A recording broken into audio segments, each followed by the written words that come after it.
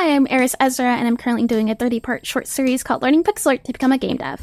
Usually, I have been just uploading the time lapses, which is music, but I thought it would be nice to start doing commentary over the time lapses and go through my thought process and everything behind each part to help anyone or bring clarity to what I'm doing to hopefully help people, as whenever I do these studies, I watch tutorials and commentaries to try to get a look into how to do something, what I'm doing, etc. This part is for a flower shop, and I'm doing the topic of colors, so I thought colorful flowers, flower shop, that sounds like a great idea. And another part that I didn't explain in my shorts, but this was also on composition, as I don't really draw backgrounds, so this was pretty challenging, as this was my first time ever doing something like this. And how I started it off was thinking in value and doing thumbnails, which is something, again, I haven't done before, but I'm glad I did it, and I'm glad I learned about it. Thumbnails are basically just thumbnails of your design. You can do different canvas sizes. Here I'm doing rectangles and squares. I'm trying to think about different angles, bird's eye, worm eye view of the flower shop. Another tip I heard, or at least saw when I was looking for composition notes, is to try to think of a story idea. So here I'm just thinking, all right, well, the flowers are the highlight of the flower shop. So how can I draw attention to it? How can I make that stand out? Because as I said, this idea or study is on colors. So how can I make the flowers the most flashy and wow factor thing? Here, though, I'm just trying to think of the perspective. That's another thing that I do struggle with. And one thing I notice is that for A-Sprite, at least, it's very hard to use the perspective ruler because there's no perspective ruler. You do have a line ruler, but it's hard to use for perspective, at least. So here I went into Clip Studio Paint to do a perspective ruler just to get an idea of the thumbnail, and I think it came out a lot better than if I were to do it with the A-Sprite. I think that's what I'll do starting forward. That doesn't sound right, but we're just gonna keep going with it. So here, like I said, I'm just trying to come up with ideas. I'm just brainstorming. In the previous one, it was no door, and I thought it'd be cute to have an open door sign on it. And as when I think about a store or shop, it's cute. There's a little dinging sound. Now, I don't actually remember. Let me pull it up. My flower shop, I don't remember if I made the door round. I'm sure it'll show it, but when you think of cute, you think round. Why? You can see in my face. Shining image of cuteness. As far as the flower shop goes, though, it's all about thinking, at least when it comes to design, is language and shape language. Here, even with looking up, kind of brings a triangle if something's top heavy versus bottom heavy, depending on what you're trying to aim for. For example, looking down kind of sets the scene, while looking up, it makes it imposing, it makes it big and strong, and it gives off a different feeling. Here I'm playing with the idea of doing a squirrel as a story. Maybe it's a squirrel looking into the window and thinking of a nut. I wasn't sure. I would eventually scrap the idea, but first I played around with it for a little bit. I came up with, well, another thing is thinking of foreground, background. Foreground here, you can see that the squirrel is in black because it's the closest thing to the screen, and then the flower shop is the background. So this was an idea of getting the squirrel's point of view.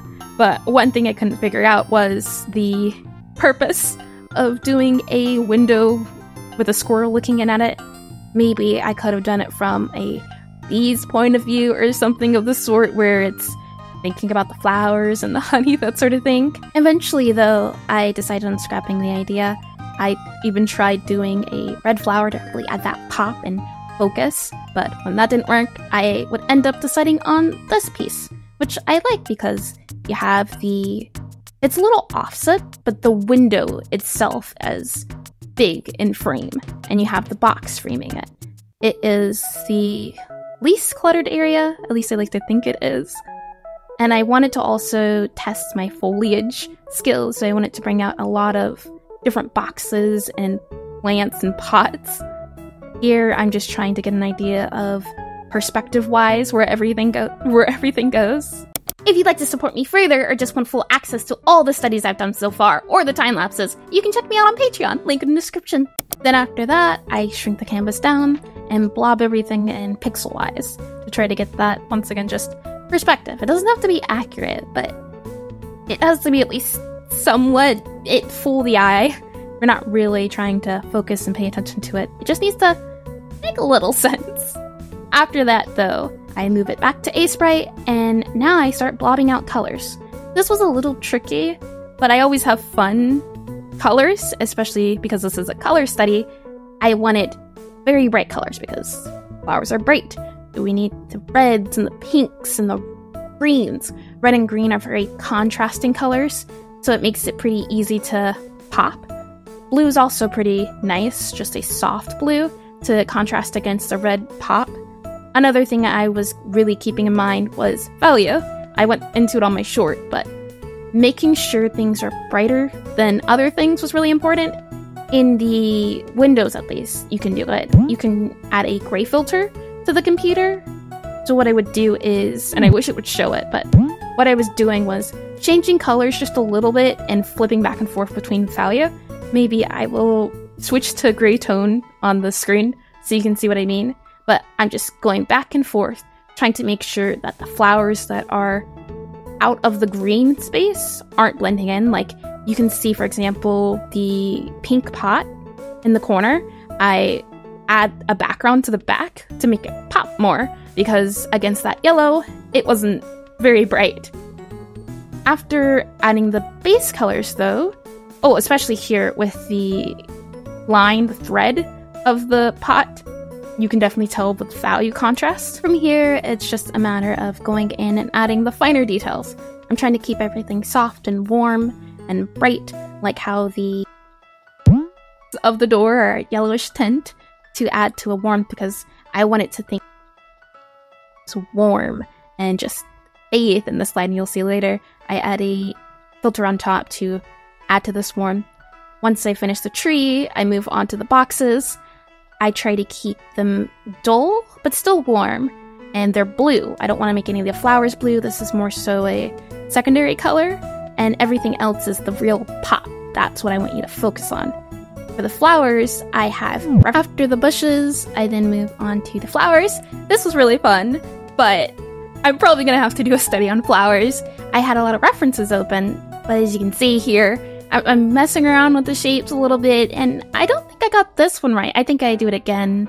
Nope, yeah, I do go back.